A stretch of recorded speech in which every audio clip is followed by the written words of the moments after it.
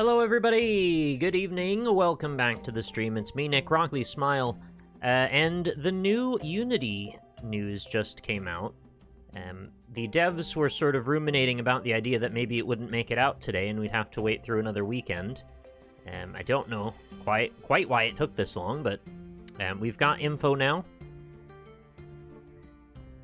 And this is that info. I just thought I would kind of go through this quickly because it's quite short, actually, and I think it's maybe a point of relief for quite a few people, although maybe not still, you know, a full redaction. So it says, to our community, I'm Mark Whitten, and I lead Unity Create, which includes the Unity engine and editor teams. I want to start with this. I am sorry. Just flatly, I am sorry.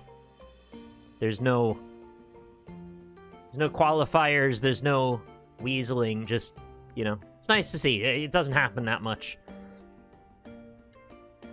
We should have spoken with more of you, and we should have incorporated more of your feedback before announcing our new runtime fee policy. Which, if you don't know, the runtime fee policy is Unity wanted a cut of every install of a game. Every time a user installed a game, they wanted to be paid for that. And I want you to take a moment, if you haven't thought about this before, just think about the implications of that. How do you find out what that information is? How do you know how many people have installed the game? What if they reinstall it? What if it's part of a demo package? What if it's part of a bundle?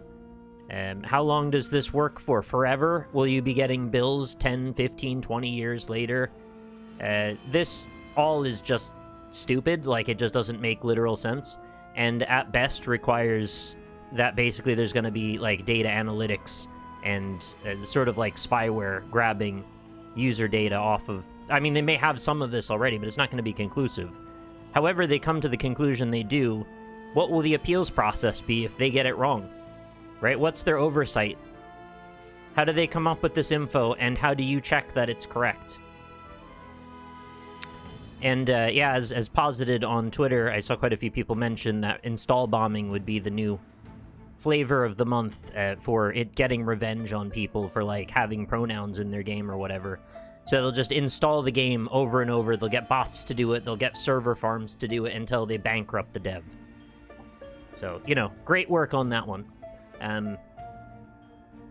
I don't know how a policy this ill-conceived could have ever made it to a stage where it was, like, about to be implemented at all. And so the very lack of foresight in that planning, to me, says they're already done. Like, Unity, even if they backtracked, even if they completely took it back and changed their mind, the whole thing is just broken as an idea. So where do you go from there? Like, you can't even trust that they'll come up with reasonable policies at all. Anyway, that's the runtime fee policy. Our goal with this policy is to ensure we can continue to support you today and tomorrow, and keep deeply investing in our game engine.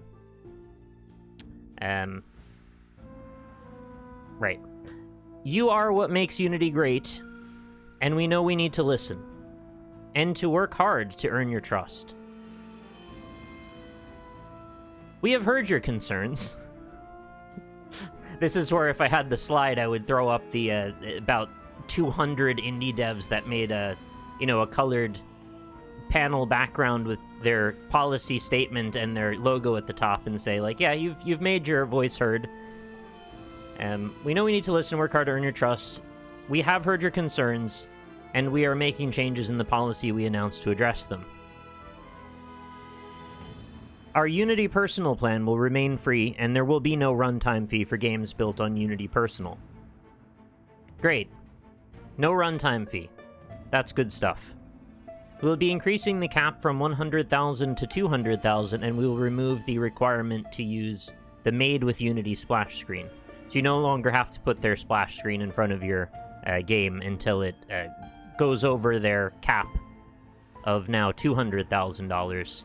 Where you then cross into what they would see as like a financially viable endeavor that they need to seek greater recompensation for.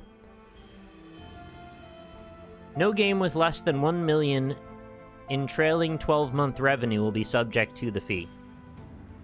I'm a little bit confused about the gap between 200,000 and 1 million. But maybe I'm missing something. Like, I don't fully understand what they're saying there with that. There seems to be a spot where you kind of don't fit into either of those things. No game with less than... Right, for those creators on Unity Pro and Unity Enterprise, we're also making changes based on your feedback. So this is now where the bulk of the concern is still held. The runtime fee policy will only apply beginning with the next LTS version of Unity shipping in 2024 and beyond. So what that means is they no longer have a retroactive policy, which is what we were, I think, the most concerned about prior. And this is actually a point of quite great relief, I'd say, for a lot of people. The fact that you're not going to suddenly be bankrupted by creating a game in Unity that you've already sunk 2 to 3, 5 years into. You know, something like that. When it goes to market, then suddenly they want their piece. I mean, they want their piece that they wanted, but they're not going to want the runtime fee until 2024 if you move to that version.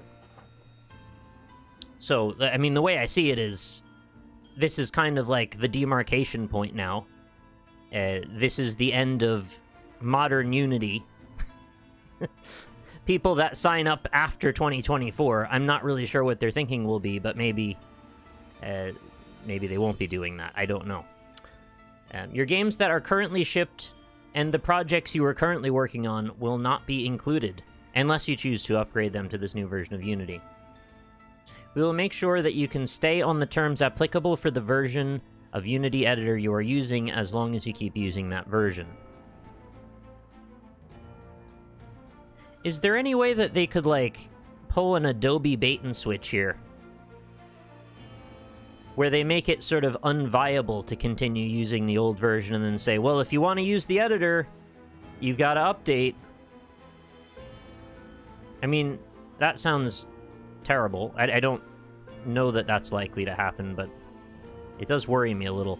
You know, the fact that a lot of these things are... they kind of roll in and out of favor, and if they stop supporting something, then you kind of have to go with what you've got. They'll drop support and not backport new features. Oh, of course, yeah. In fact, I would think this is the greatest incentive for them to ever not support the old version immediately. So there'll always be that soft pressure to move up, but I'm saying, will they ever just, like, straight up stop allowing you to install prior versions or not allow it to exist in some way? Are people going to have to start pirating Unity from 2023 so they can keep working on their project, potentially? Anyway. This is all speculation at that point. For games that are subject to the runtime fee, we are giving you a choice of either 2.5% revenue share or the calculated amount based on the number of new people engaging with the game each month. Both of these numbers are self-reported from data you already have available. You'll always be billed the lesser amount.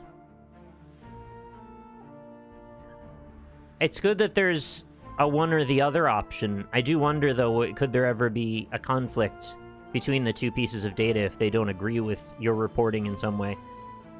We want to continue to build the best engine for creators. We truly love this industry, and you are the reason why.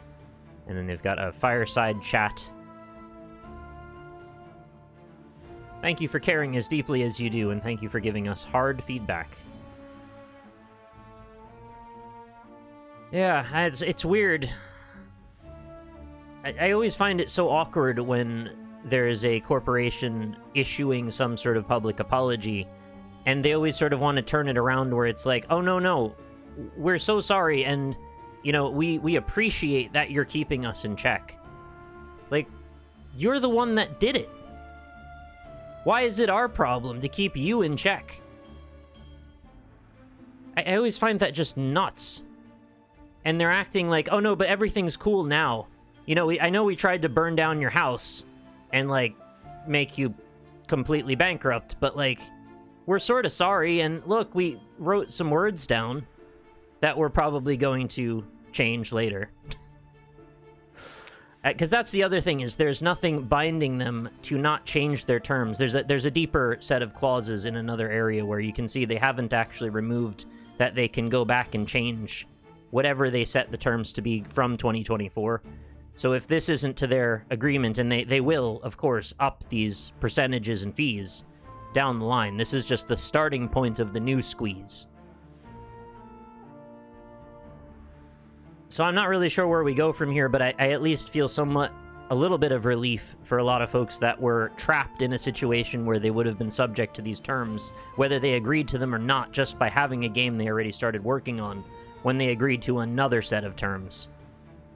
I thought that was, like, legally considered a proper bait and switch, like, from an actual legal standpoint. I'm not a lawyer, obviously, and I'm not actually accusing them of that, because it's only a colloquial understanding. But it sounds awful. I'm just happy that they can finish whatever their project is and look at this situation from a slightly more objective standpoint now, where they have an option at least, and they're not necessarily perpetually trapped within this, whatever this is. They can make a clean break from 2024, not install a new version, not become subject to the new terms of service, and the runtime fee should hopefully never apply to them. But as I see it, like, who would ever want to do that from this point on? Why would you not just use a different engine? Why would you not build your own engine? I mean, for those who can. So, although this is at least sort of somewhat salvaging a bit of the train wreck for some people, it's like so many caveats to get down to the point. I see this as sort of like a stopping point for most folks' usage of Unity. Rain Kitty, thank you very much for the 59 months. I appreciate it. Missed the beginning. Did Unity backtrack? They sort of half backtracked, and they at least gave a viable out for some people. But anyway, so that's the good side of it. People can still get out and move to something else. They're not necessarily screwed now. So, yay. We made the sort of slightly better than worst of a bad situation. As far as credibility, that's what I'm saying. Like, I don't see any reason why anyone would ever trust them again after this point. I saw people saying that the CEO needs to go. I think I agree with that. Even if they do. It's an absolutely heartless take, but CEO needs to go, and then they need to go bankrupt. I actually posited the other day, so there's two options. Before we saw what their actual response was, I posited on Twitter, the two options for Unity is they either go bankrupt immediately, like within the next 6 months, or they bleed out slower within like a couple of years. And I guess we're going with the latter here. Because I don't know how they ever want or get anybody interested now in moving on with them into the 2024 TOS. Chat, what do you think? Did I get any of that wrong? Do you think I need to look deeper in any points of that, or is this sort of a quick and dirty summary of the situation, do you think? If any of you know. If I got anything wrong, definitely, hold me to account there, but I'm not a dev myself, obviously. I have a vested interest in Unity in that I want devs who are using it to not, lose their house and, like, not be able to feed their family. And I have quite a lot of empathy for people put in this position suddenly. Because we're seeing this sort of thing happening in all parts of the industry and in all industries. It's just happening in smaller, sometimes less public-facing ways. And a lot of the time, there isn't such a galvanized effort to push back against it. Usually people just take it and move on. So, in one way, I guess I'm very worked up about this because it's one time when I feel like people actually made their voices heard in a public way, and it may have at least sort of mitigated the worst possible scenario from happening. And I do appreciate that, at least. Makes you feel a little bit less powerless in the world when something can change. The big takeaway from all this, Unity did the best marketing for Godot than Godot themselves could have ever. Yeah, Yeah, I saw a lot of YouTube videos popping up saying, "So you're moving away from Unity?" well.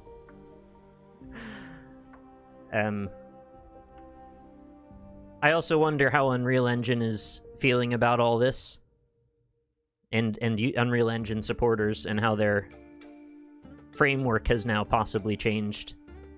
I imagine a lot of folks would see Unreal as the next step, potentially. Switching tools not always easy, though. Oh, I know. And that's why it was so critical that they draw that hard line on 2024. Because if you've got years worth of work in Unity, like, you can't be expected to just migrate that to another engine like it's an easy thing to do. It's not even feasible for a lot of people. You know, there is a strict monetary budget that they're working within a lot of the time. And they can't be expected to just, you know, redouble all their efforts for potentially years worth of work to now port it to a different engine. What if I told you 2024 is 1 year away and that's not much in terms of game dev? Oh, I know. It's extremely close, but that's not the point. The point is, it's only people who update to the post-2024 version of Unity that are held to the new TOS. You have as much time as you need on the pre-2024 version of the engine. You can spend all the time you want finishing your project. It's just if you agree to update past that point that it's an issue. So, granted, they'll probably have all sorts of compelling features that they're going to try and bring people in with in whatever the new version is. But you don't have to use that, because you have what you have already.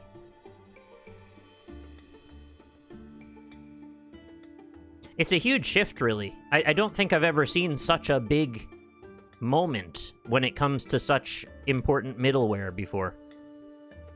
Keeping an old version has risks eventually. Of course. Of course it does, yeah. Again, I'm not saying this is a great situation in any stretch. I'm not saying that. I'm just saying it could have been a horrible situation, and now it's just a really bad situation. Does that make sense? There's at least a path to get out of this now, whereas prior, they were potentially trapped. Like, before they even knew about it, they were trapped, I mean. They just came out and said everybody who's working on stuff will now retroactively owe us a bunch of money, potentially. So, yeah, now they might not have to do that.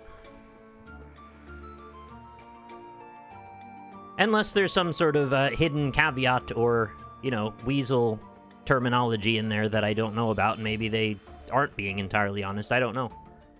I'm looking at this highly cynically, I know. But I think that's earned.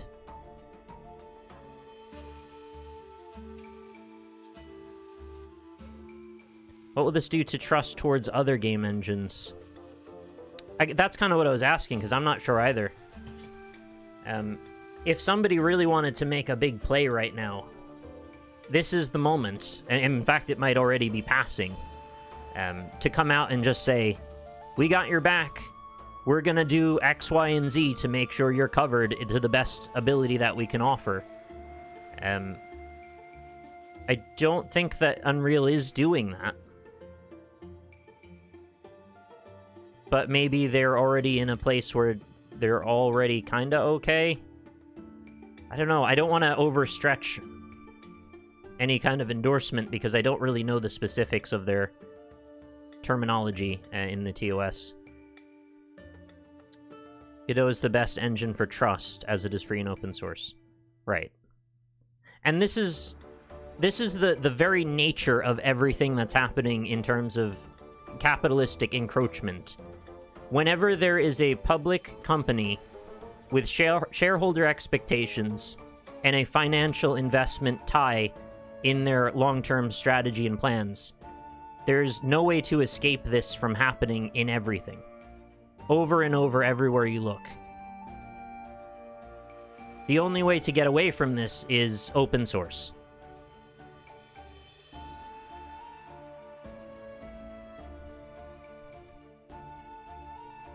As I've said a few times, and as I'm sure you mostly all know, the strategy is always the same. Offer something very compelling, very user proactive, encourage everyone to come and be part of your whatever it is, platform, product, whatever you're selling, get them all in there. Continue to offer a great value for as long as you want to build user acquisition, and then slowly turn the screw in the other direction, where it slowly becomes less and less enticing to bring new people in, and eventually leverage those people in your profit. And slowly but surely, those people will trickle out, and so you you turn the screw harder until you squeeze them and you go bankrupt. That's kind of the way it all works. And then all the people on top get their golden parachutes and move on to their next, whatever the hell they're doing. Start another company, take over another company, sell the one they had. So the big mistake is thinking that users of a product are somehow in any way aligned with the people who make that product. They're in direct opposition. What's good for you as a customer is bad for the company. And how do you balance those two opposing forces? Well, you only can do it for so long. Eventually it tips. Because every single year, there's a shareholder expectation to beat the prior year's income. So every year that goes by, the high score level that we need to beat gets higher. And there's only so much that people can put up with and so much they can spend. So this same process is just going to keep happening in everything, over and over again.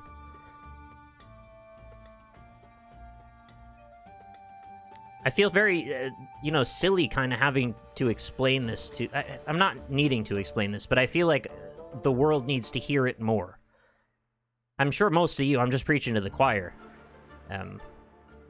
But whenever I look around, I see very pro-business attitudes in ways that seem highly illogical to me. Like there's a fundamental misunderstanding about what's going on. And people seem to feel that they are aligned with these services, that they are operating in their best interests. And it's only a matter of time until we reach some sort of perfect strategy where both the customers and the corporate owners win. It doesn't work like that. Wealth inequality has never been a larger gap, and that's all this is. It's just a bigger representation of wealth inequality. It just keeps pushing the lower part of the graph down and the higher part up, and the divide grows. I saw some more news episode the other day. They were talking about some of this stuff, and it came up that essentially a company that made a product that was a good product, and I don't remember what the product was anymore, but the concept is still relevant. They made a good product, and they didn't really have anywhere to go from there. So their whole business was to build this thing, sell it, and then they just went bankrupt. And it really goes to show you that's how it works. Like, you have to always be moving on to the next thing, and the next thing, and the next thing, and the next thing. And there's never time to recover. You have to go up, or you're done.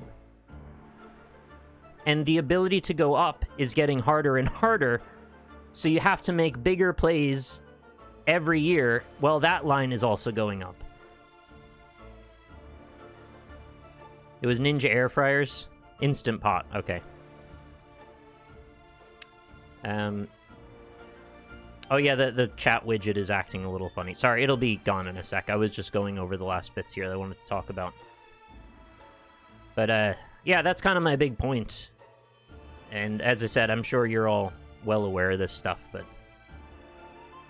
I wish it was just common knowledge that whenever these questions come up, people go, oh, I see what's happening here again. It's the same as last time. We're just doing this again. And if we can just kind of have a public understanding of this stuff, I feel like we would be in a much stronger position to not be manipulated as easily.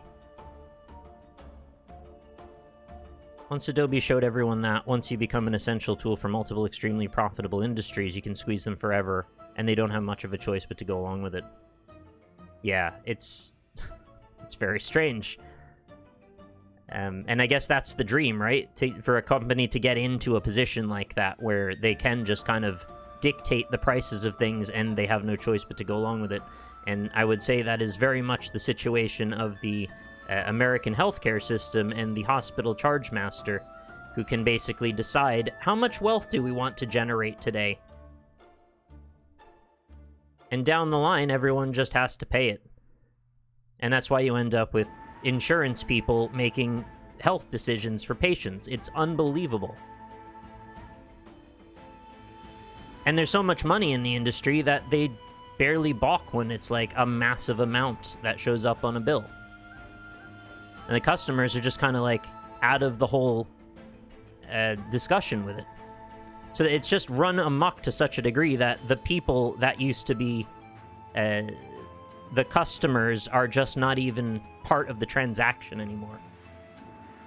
Until things go terribly wrong, and then they get to shoulder all the weight of the payments they now have to deal with.